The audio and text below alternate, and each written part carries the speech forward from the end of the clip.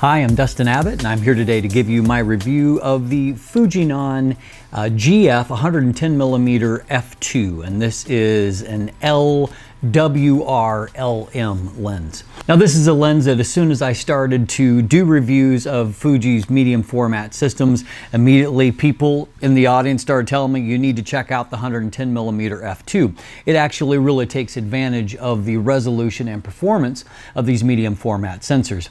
And you were right, of course, as an audience. This is really an amazing lens, and it is one that certainly allows you to kind of maximize the potential of the incredible sensors that tend to be in these cameras. And my one regret is that I had reviewed it. I got it in at the same time that I was doing a review of the GFX 50S Mark II.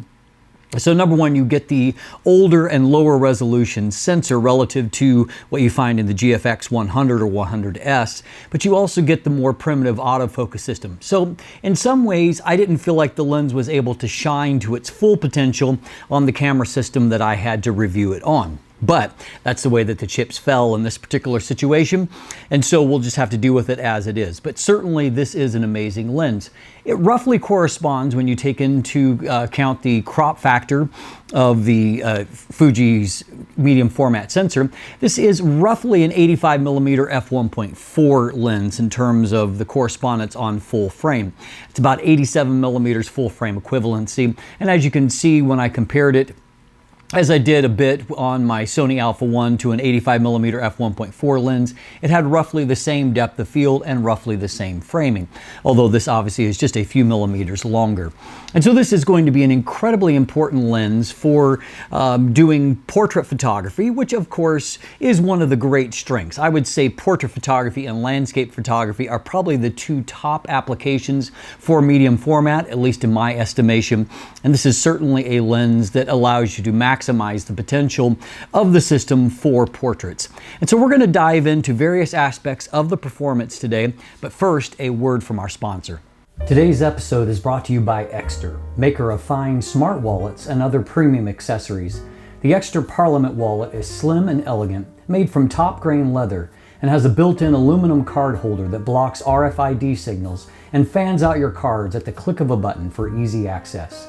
You can even add one of their slim, solar-powered Chipolo tracking cards if you're the kind of person who loses their wallet. Visit Exter, that's ekster.com/Dustin Abbott for a special discount off their beautifully crafted wallets, phone cases, and even laptop sleeves. Visit ekster.com/Dustin Abbott and find out why Forbes magazine calls Exter the most successful smart wallet brand in the world.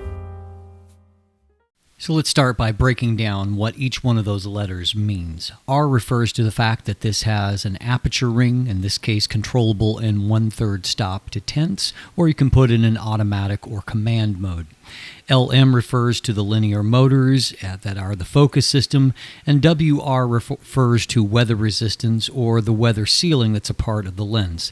As you can see, this is not a small lens, although it corresponds roughly to a full-frame 85mm f1.4 lens. It is considerably larger than, say, the Sigma 84mm f1.4 DN I've got here, though I will point out that it's about the same size, in fact, maybe a hair smaller than what the Canon RF 85mm f1.2 is. This lens is 94.3 millimeters in diameter, 125.5 millimeters in length, and weighs in at right over a kilogram, 1,010 grams. It has a 77 millimeter front filter thread and can focus as closely as 90 centimeters, giving a 0.16 times magnification. There are 9 rounded aperture blades inside. The manual focus ring moves smoothly, though in typical Fuji fashion, a little bit slower than what I would like. The lens is made out of engineered plastics but feels tough and durable. All told, this is a somewhat large but nicely made lens that is very much in keeping with Fuji's medium format system. So let's talk autofocus. As noted, this has LM or linear focus motors, which does tend to be the more premium focus system on mirrorless cameras. However, in this case, as noted, I am limited by the somewhat primitive contrast AF system that is found in the GFX 50S Mark II. And it really is not a very good focus system. And as a byproduct of that, I don't feel like I saw the full potential of the lens performance when it comes to focus. So I can only evaluate what I saw, and what I saw is that autofocus is, fast enough in most situations, but if you get into low light scenarios, it slows way down. And of course, again, that probably has a lot to do with the focus system here. I also noted more focus misses than what I would like, and even when it comes to IAF, I got really inconsistent results with some obvious front and back focus that came as a byproduct of just not having as good a focus system as what I would like. Now, I suspect that if you move to the phase detect focus system on the GFX 100 bodies, you'll get a better performance. And here's hoping that there's an ongoing evolution of autofocus performance, and future generations of cameras will see even more potential out of this. At the end of the day, at least as things stand right now, medium format is not the place you're going to see the world's best autofocus. And that is true here, though I suspect the lens is capable of more than what I saw it. I certainly wouldn't use it for video use right now, because when I tried to do video focus pulls, it was just basically an exercise in frustration.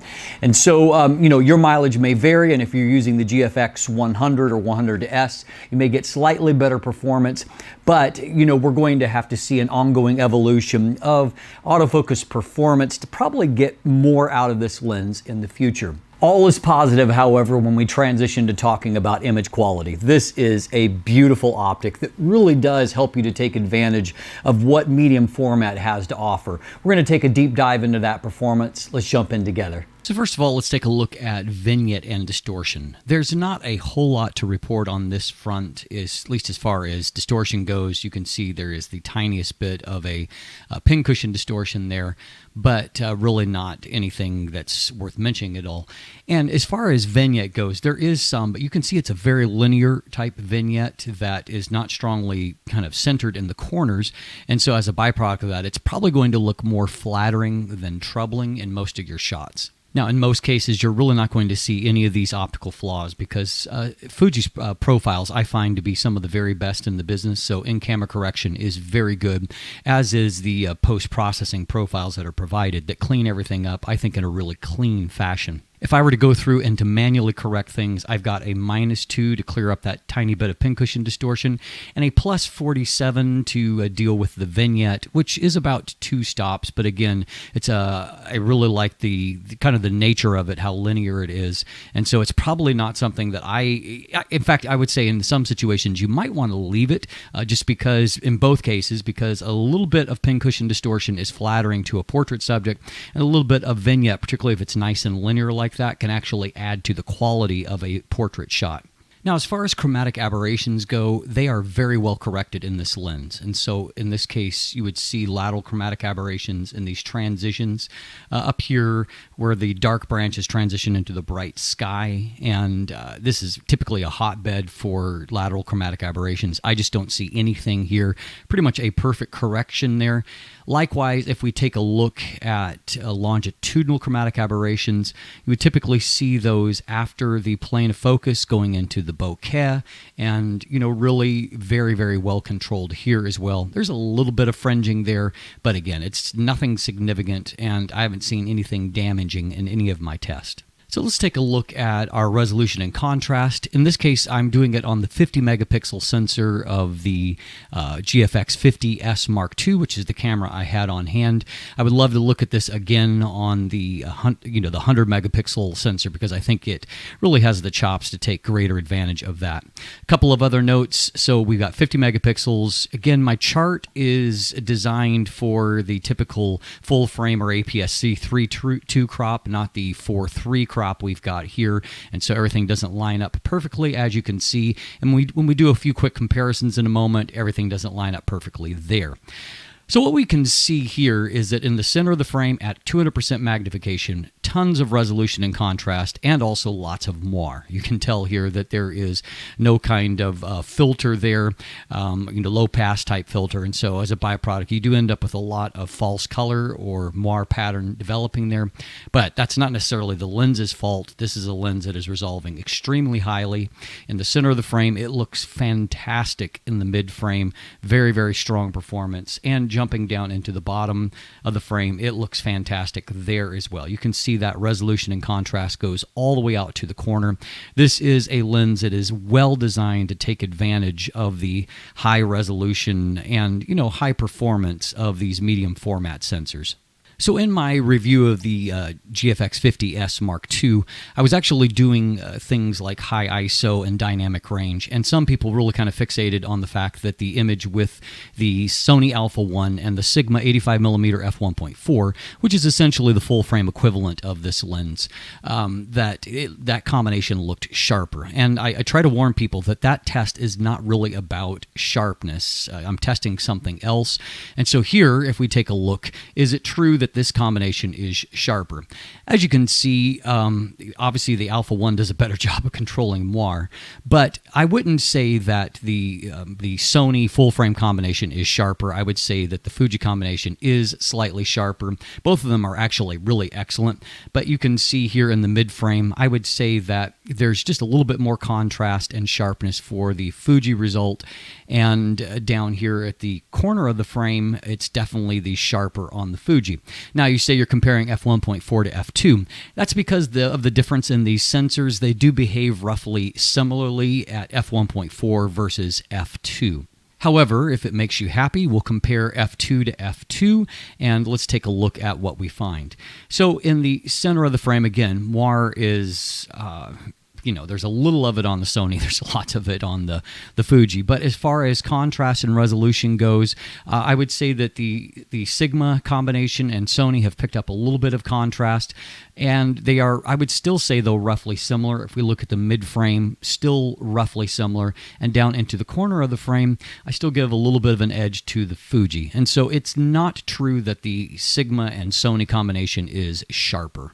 Taking that out into the real world, this is a handheld, infinity distance shot.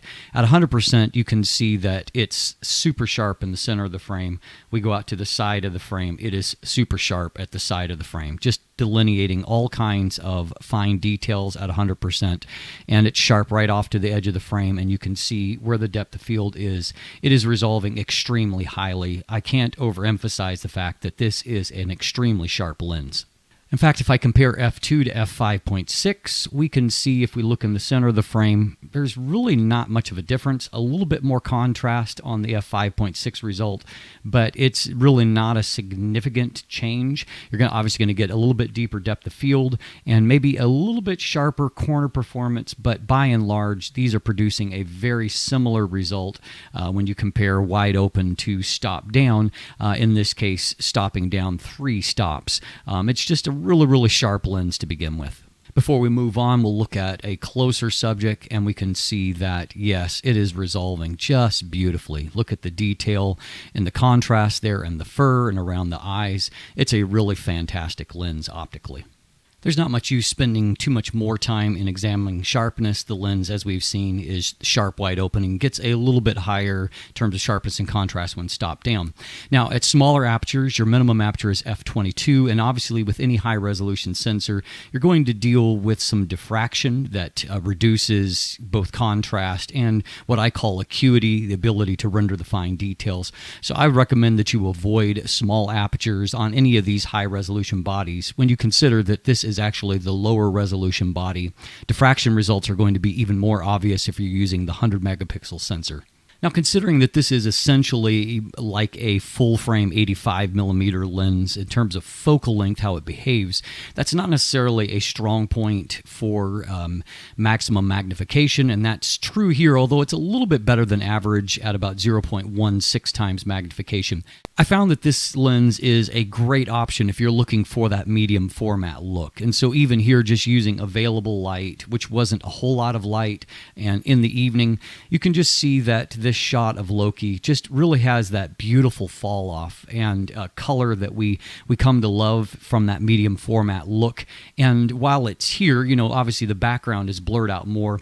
It's even more, I would say, at this distance where the image looks really special to me. And that is, to me, the medium format specialty. It's not getting so close where you've completely blurred out the background, but rather it's in these kind of medium distances for portraits or general purpose shots where you still have that razor thin depth of field, and then just that beautiful transition from focus to defocus, light fall off, color fall off, all of those things is just really, really nice. Now, the bokeh fall off is really beautiful on this particular lens. You can see incredibly sharp along the thin plane of focus, but then it just falls off to blur. Really, really nice. Colors are nice. I did find that at least on the GFX 50S Mark II, everything tended to as far as white balance, tended to go a little bit to the cool side. And so you can see that here as well, where colors are definitely a little bit cool. This is obviously a killer portrait lens, probably one of the best options, if not the best, on the system right now. And so it's not only delivering great skin tones and beautiful details and contrast, but of course it's that beautiful fall off, the nice three-dimensional quality of the rendering. Here I've given it the classic chrome look, which is one of probably my favorite profiles of the Fuji catalog. Here's another one that I really liked, and it's obviously the subject I love since it's my daughter, and she is special to me, and you can see it's beautiful on her. But here's what I actually really like in this particular image. I just find that the transition to the medium subject is handled really beautifully, and I also like the way that the colors are handled in this image.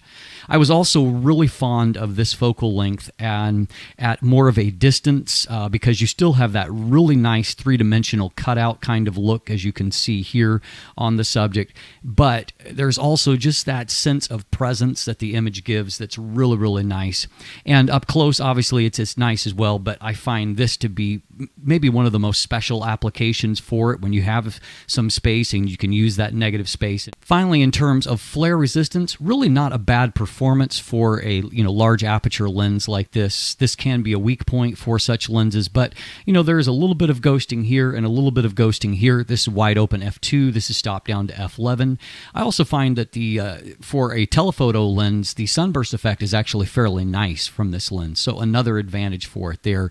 So overall, basically across the board, a really strong optical performance. So at about $2,800 US, this is not an inexpensive lens. But then again, if you're getting into medium format, you're not getting into it because of its budget pricing. But if you want to do portrait photography on medium format, I haven't yet seen a better option than this one. This does a really, really beautiful job, and I think joins the 85mm f1.7 as being one of the top portrait options on Fuji's medium format system.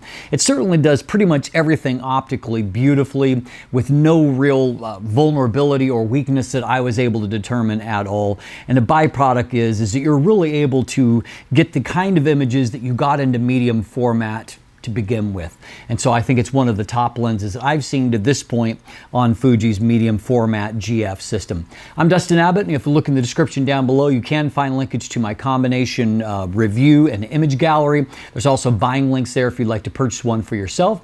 Beyond that, there's linkage to check out Craig and I's new channel, to follow us on social media. You can become a patron or purchase channel merchandise. And of course, if you haven't already, please click that subscribe button right here on YouTube. Thanks for watching. Have a great day, and let the light in.